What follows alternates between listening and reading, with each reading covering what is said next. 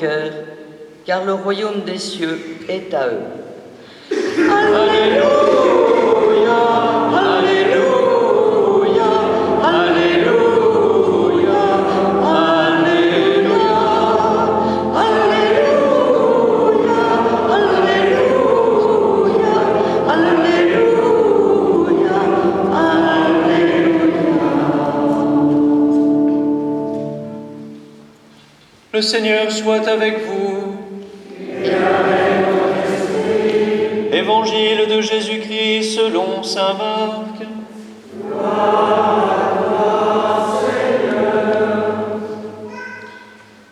En ce temps-là, dans son enseignement, Jésus disait aux foules : « Méfiez-vous des scribes qui tiennent à se promener en vêtements d'apparat et qui aiment les salutations sur les places publiques, les sièges d'honneur dans les synagogues et les places d'honneur dans les dîners. Ils dévorent les biens des veuves et, pour l'apparence, ils font de longues prières. Ils seront d'autant plus sévèrement jugés. » Jésus s'étant assis dans le temple, en face de la salle du trésor, et regardait comment la foule y mettait de l'argent. Beaucoup de riches y mettaient de grosses sommes. Une pauvre veuve s'avança et mit 2 petites pièces de monnaie. Jésus appela ses disciples et leur déclara : « Amen, je vous le dis, cette pauvre veuve a mis dans le trésor plus que tous les autres, car tous, ils ont pris sur leur superflu. Mais elle a pris sur son indigence, elle a mis tout ce qu'elle possédait, tout ce qu'elle avait pour vivre. » Acclamons la parole de Dieu. Louange à toi, Seigneur Jésus.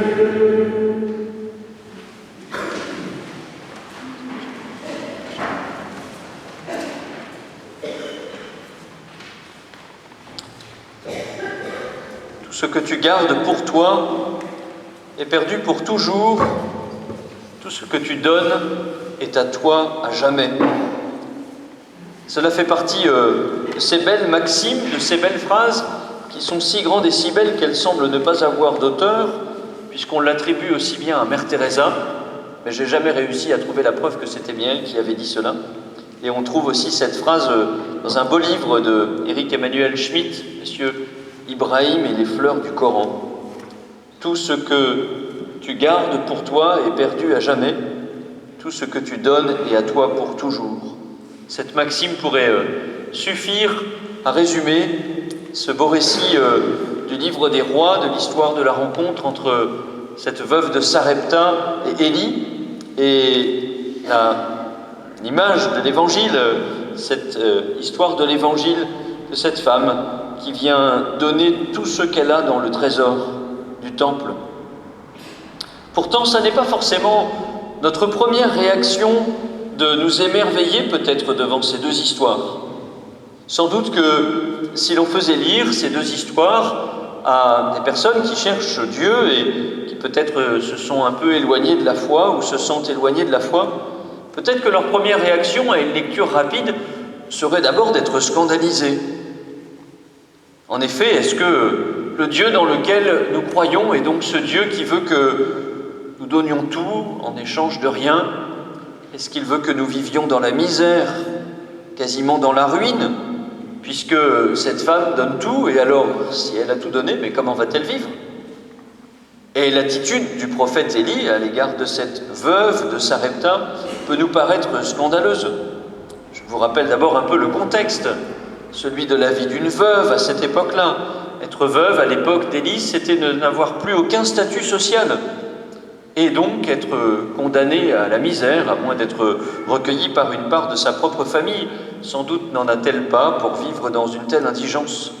Cette veuve qui, en dehors d'être veuve, a un fils unique, sans doute trop jeune pour qu'il puisse l'aider elle-même à survivre. On ne nous dit pas l'âge de cet enfant, mais sans doute est-ce un enfant.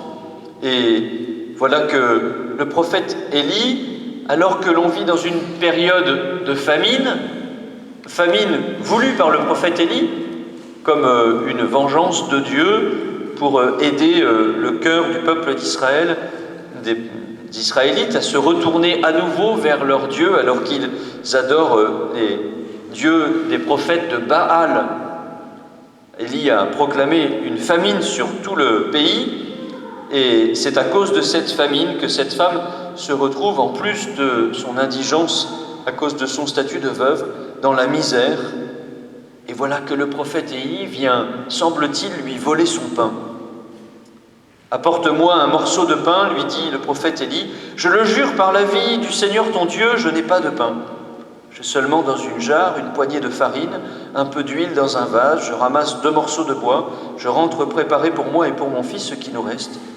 Nous le mangerons, et puis nous mourrons. » Évidemment, on peut prendre un peu de distance face à cette histoire. C'est une histoire. Mais un peu moins quand on pense que c'est sans doute à l'heure où on parle ce que vit ici ou là dans le monde une femme quelque part. Sans doute que cette situation existe concrètement dans le monde. D'une mère avec un enfant unique qui ne sait pas très bien comment elle le nourrira demain et après-demain, qui peut-être se dit qu'elle va mourir de faim avec son enfant.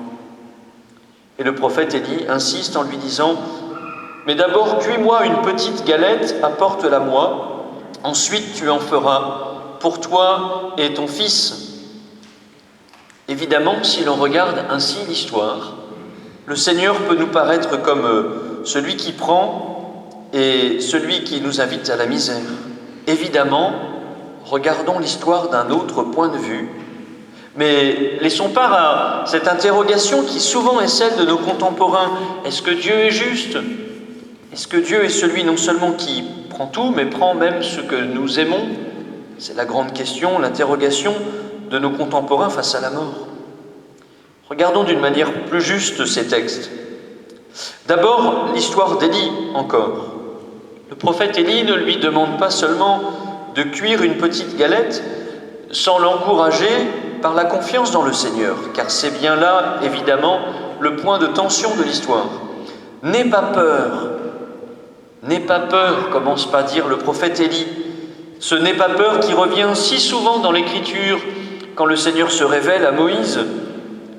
Cette parole qui revient si souvent dans la bouche de Jésus, tant et si bien que, nous le savons bien, le pape Jean-Paul II la prendra et la reprendra et la redira, cette parole, cette invitation à ne pas avoir peur.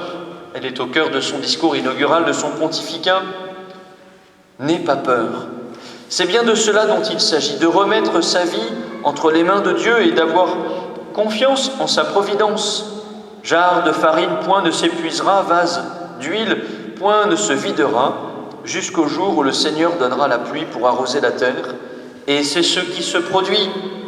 Et la jarre de farine ne s'épuisa pas, et le vase d'huile ne se vida pas. Et c'est bien la raison pour laquelle aussi Jésus vante la générosité finalement de cette veuve.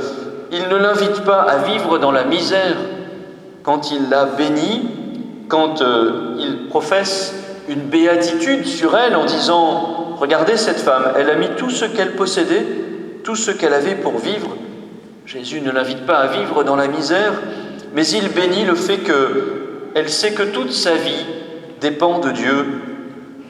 Finalement, ce à quoi le Seigneur nous invite à travers cette première histoire de la veuve de Sarepta, à travers cette image de l'obole de la veuve, c'est à remettre les choses à leur juste place. Le Seigneur ne nous invite pas à la misère. La pauvreté n'est pas la misère. Mais il nous invite à reconnaître soit que nous vivons en nous appuyant sur lui, soit que nous vivons en nous appuyant sur nous-mêmes et sur les biens matériels. Ces biens matériels, un certain nombre d'entre nous sont fondamentaux, nous en avons besoin pour vivre, de manger, de boire, d'avoir un toit pour dormir, un peu de chauffage l'hiver quand il fait froid. Pour l'instant, c'est pas bien parti, mais un jour, il va peut-être enfin faire froid. Et puis avoir de quoi s'habiller, avoir une éducation. Mais le Seigneur veut nous inviter à nous rappeler que tout cela n'a de sens que si on accueille la vie comme un don de Dieu. Il est Seigneur et il donne la vie.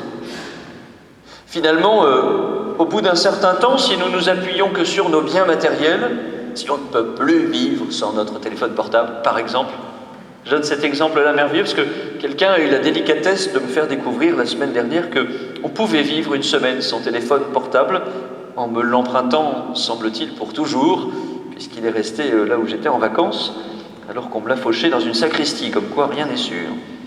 Eh bien, de temps en temps, il est bon de se rappeler que notre vie ne s'appuie sur rien d'autre que sur le don que nous avons reçu de la vie qui nous vient de Dieu. Une dernière chose, enfin, nous rappeler que les dons que nous recevons doivent être justement répartis. Nous connaissons si bien cette histoire de l'obole de la veuve que nous oublions le préambule de l'histoire. Le préambule de l'histoire, méfiez-vous des scribes qui tiennent à se promener en vêtements d'apparents, qui aiment les salutations sur les places publiques, les sièges d'honneur, les places d'honneur dans les synagogues et les dîners. Ils dévorent les biens des veuves. Il y a une explication à l'indigence de cette veuve. Si elle est dans l'indigence, si elle n'a rien d'autre à donner, si elle ne peut pas donner plus, car si elle avait plus, peut-être donnerait-elle encore plus, c'est parce qu'on dévore ses biens. Il dévore les biens des veuves. Demandons au Seigneur que notre générosité soit aussi pour que la générosité des autres puisse s'exprimer. Demandons au Seigneur de nous aider à bâtir un monde plus juste où chacun a le moyen de donner pour que personne ne se replie sur lui-même et ne s'appuie sur lui-même. Générosité dans un monde plus juste et dans l'annonce de la foi aussi. À nous de faire découvrir cette bonté de Dieu, que notre vie est tout entière entre les mains de Dieu pour que chacun puisse se donner à Dieu aussi et ne pas avoir peur d'un Dieu qui prendrait sans donner alors qu'il est le Dieu qui donne tout, celui qui ne prend rien mais qui donne tout. Tout ce que nous gardons pour nous est perdu à jamais, tout ce que nous donnons est à nous pour toujours. Amen.